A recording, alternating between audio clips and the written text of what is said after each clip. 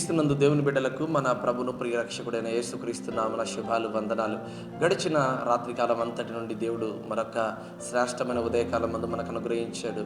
ఎంతోమంది ధనాధికులను, ఎంతోమంది రాజ్యము లేనటువంటి రాజులు కూడా కాలగర్భంలో కలిసిపోయారు.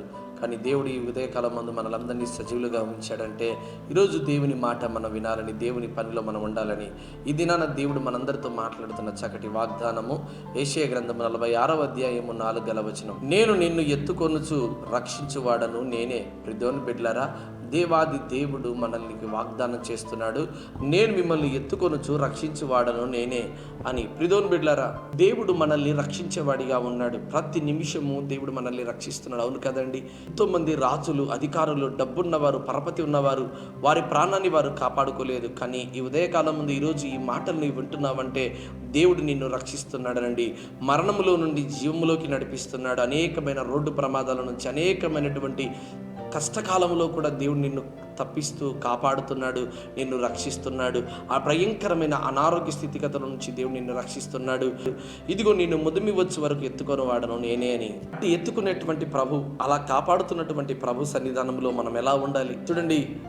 శద్రకు, మేషకు, అబేద్నెగోలలో అగ్నిగుండంలోకి వెళ్తున్నప్పుడు మా దేవుడు మమ్మల్ని రక్షించినా రక్షించకపోయినా మా దేవుడు సమర్థుడు అని ప్రభునందు విశ్వాసం ఉంచి అడుగు వేస్తున్నాడు. ఈరోజు నువ్వు అల్ప విశ్వాసంతో ఉన్నావు. ఆ విశ్వాసంతో ఉన్నప్పటికీ కూడా దేవుడు నిన్ను కాపాడుతున్నాడంటే అతనాన్ని బట్టి కాదు, నువ్వు చేసిన దాన ధర్మ్యాల బట్టి కాదండి. దేవుని యొక్క మహాకృప, ఆయన ఉచితమైన మహాకృపలో ఈరోజు మనం సజీవులుగా ఉంటున్నాం. ఈరోజు దేవాది దేవుడు మనలందరినీ ఎందుకు సజీవులుగా ఉంచుతున్నాడంటే నీవు, నేను, మనమందరము కూడా దేవుని పనిలో ఉండాలని, దేవుని పరిచర్యలో ఉండాలని. ఒకవేళ గనక నువ్వు ప్రభువుకి వ్యతిరేకమైన స్థితిలో నువ్వు ఉంటే ప్రభు ఈ దినాన్ని నీతో మాట్లాడుతున్నాడు. ఏంటో తెలుసా? ప్రభునందు విశ్వాసం ఉంచు, దేవుడు ఘనమైన కార్యాలు చేస్తాడు. అందుకే దేవుని వాగ్దానం తెలియజేస్తుంది, నిన్ను కాపాడువాడు కొనకడు నిద్రపోడని. ఈ దినాన దేవుడు తప్పకుండా నిన్ను కాపాడుతున్నాడు, నిన్ను రక్షిస్తున్నాడు, తన చేతులతో ఎత్తి పట్టుకుంటున్నాడు. కాబట్టి దినానంతటిలో కూడా దేవుడు నిన్ను బహుగా కాపాడి రక్షించునుగాక. ఆమేన్.